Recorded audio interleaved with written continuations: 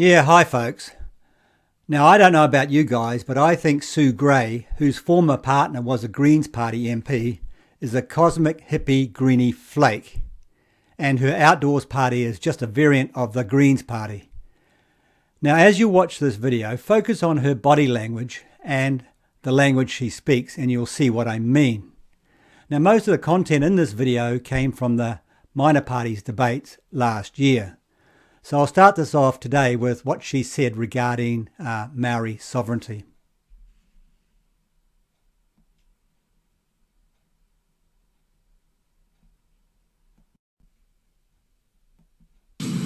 So the answer to all of this is we all need to sit down and talk to each other and get on the same page. We need to agree on a minimum standard that everyone's got a fair baseline that they can work from. We need to respect each other's perspectives, because until I've worn your shoes, I don't know how it feels for you. Once I've worn your shoes and I've walked with you, I can understand so much better. And that's where we've all gone wrong. We've all sat in our nice little properties with our fences around each other and we've all thought that we know best, firing shots at each other over social media. That is not the answer. The answer is to connect. It's people with people, person to person, community with community, connect with the land, this lovely saying, get your hands back in the soil. Just connect with nature. You know, we're all interconnected with carbon and oxygen, all the molecules of the energy, all the spirit of around us. All the spirit of around us. Now what the hell is she talking about? Let's get away from the academic putting everything in boxes and let's look at how things can work holistically. Oh, so let's see how things can work holistically. So she's going to solve our Maori separatist problems holistically. Now see how she's going to solve our economy.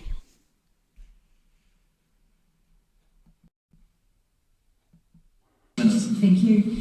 So a core policy for the Outdoors Party, even before lockdown, was getting back to more self-sufficiency so that communities can provide for themselves.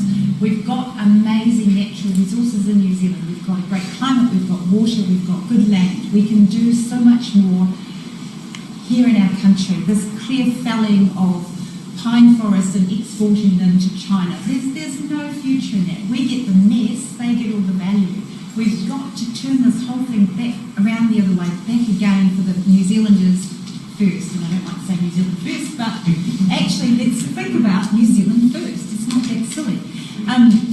So the localism thing is really important, but let's start simple. Let's grow our own food. Let's have everybody with good quality organic food and regenerative farming. So she's going to save our economy through organic food and regenerative farming.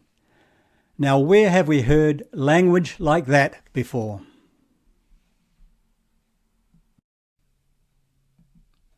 There's been, I think, a huge shift in the conversation from farmers. It's not a monolithic voice. I'm not sure it ever was, but certainly in recent years it's been quite different. And it is interesting that there's, I think, quite a generational split. So a lot of the younger farmers, people in their 30s and their 40s, are embracing whether it's regenerative agriculture or... Yeah, there it is again, folks, the same language. Or high precision agriculture, looking at alternative proteins. A friend of mine over in the Wairarapa has just started a cricket farm for a local bakery. Oh, a cricket farm for a local bakery. Now that must be right up Sue's alley. Now let's see how she's going to fix our poor incarceration rate. The Outdoors Party agrees pretty much with what both of you said. Keep people out of prison. We look at it through an education policy where we change our education to actually make it fit for purpose for individuals instead of everybody having to perform to certain standards. Everybody having to perform to certain standards. Now hold that thought, folks. Being failures, why don't we adapt the system so it's much more flexible so that people go to school and find out what they're good at and succeed at what they're good at and feel connected with the community? Oh, and feel connected to the community. Now, where have we heard that kind of educational language before?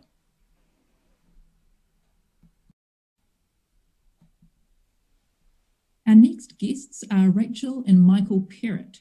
Rachel and Michael are founders of the Green School New Zealand, a school.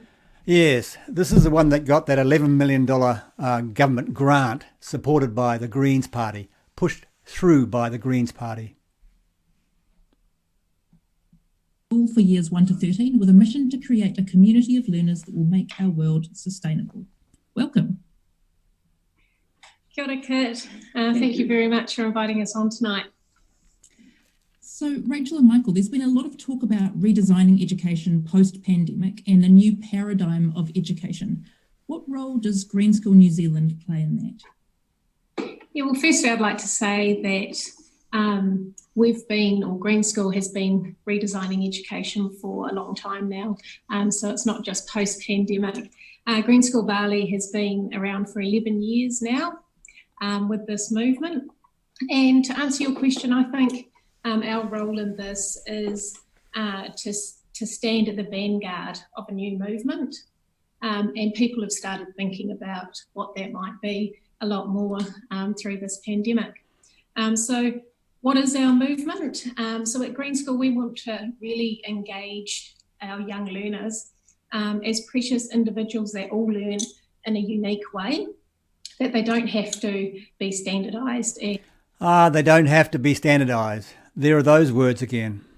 And everyone learn the same way. We want to acknowledge that sustainably caring for our planet is a defining issue of our lives, and it really is. And I think the last few weeks have certainly brought more people along that way of thinking as well. And we want to create a curriculum that addresses the real world issues, and it allows children to mindfully learn and engage with joy, resilience, and optimism. We don't want to be pessimistic. We are very optimistic about our future and that they can be a change maker in a new future. We want to send children into the world with our Green School I Respect values, and that will arm them with a spirit, an entrepreneurial spirit that will allow them to be change makers in the world with passion, rigour, and empathy, and all the skills that we talk about within what we do. And we also want not just our children to be thriving, we want the whole community to be thriving. There's that word, community again. So a huge part of Green School is about bringing in the parents, whānau, and learning from our community as well. And so how do you do that? Like, how do you bring people along the journey with something new and unknown? Like, how have you engaged your local iwi, community, parents? Well, much of what we do is neither new nor unknown. Hence the frequent use of the word regeneration. We're looking back to old wisdom as well as a brighter future. The powerful status quo controls many education systems, and it is very easy for people to feel its pull and remain in its orbit. To free oneself from that orbit requires a pioneering spirit. But research all over the world has shown that the new destination of joyous, authentic, self-directed learning in a natural context it's a liberating and inspiring place to be. And we're buoyed by the number of people that are joining us. For example, we received 600 teacher. Oh, look at his hand go over his heart. How moving. Anyway, now let's see how Sue fixes our housing problem. They can make some projects, community projects. And the other one we've been talking about is, why don't we have an intermediate between owning your own and renting, where government or councils develop a block of land and put in the infrastructure infrastructure, but then people can build a house on that block of land, and they basically don't have to buy the land, and they have some sort of nominal rent for the first few years while they get going, and then over a period of time they might pay more of a market rent or be able to buy the land once they can afford it. But so instead of having sort of totally state housing or totally build your own if you can, let's see if there's any other creative ways of doing things, or sharing blocks of land, you know, commune type situations. But oh yes, let's fix our housing problem with hippie communes. Anyway, now listen to what she says about euthanasia. So, you know, there's a lot of reasons for changing the way we're doing this. Okay, we move on to the second referenda question in relation to euthanasia. What's the Outlaws Party stance on that? We don't have a party stance on that. It's a conscience position for us. And actually, because it's a referendum, we don't need to have a party stance on it. My personal view, having seen my lovely Jack Russell get really sick with a liver disorder, I took her to the vet, and it was the saddest thing ever to take her to the vet for euthanasia. But it made me really think about it, and it made me really think that if you would put your dog out of misery because they just can't get it, they can't eat anymore, they throw up every time they eat, whatever, it's probably not a bad thing for people too. It's Oh yeah, really. So dogs are the same as people. They're equal to people. Anyway, now listen to what she says about the treaty.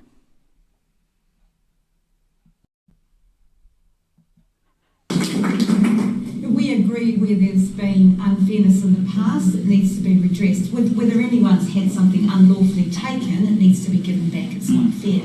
Starting with Parliament grants? We've been, well, yeah, and it's a big process. We also have been looking at the 1835 Declaration, He Whakaputanga, and what's really interesting about that is when it was set up, it provided for the various different Maori hapu, but also for Ngāti Wikitoria, which is the white person's hapu that had come to New Zealand.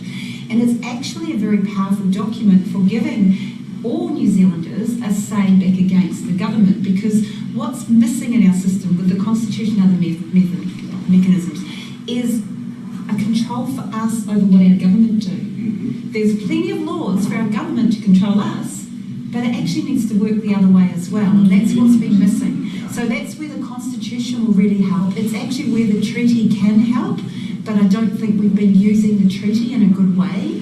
But it is an international agreement that between different nations, effectively the Maori nation and the white person's nation. So it does need to be respected.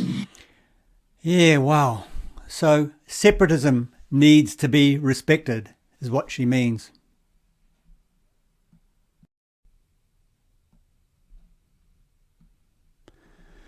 Yeah, now folks, many people say that Sue Gray has a good understanding of the law, and that might be right. But that doesn't make her a good leader, and nor does it make her on the right side of politics either. We don't need another Greens party. Thank you very much.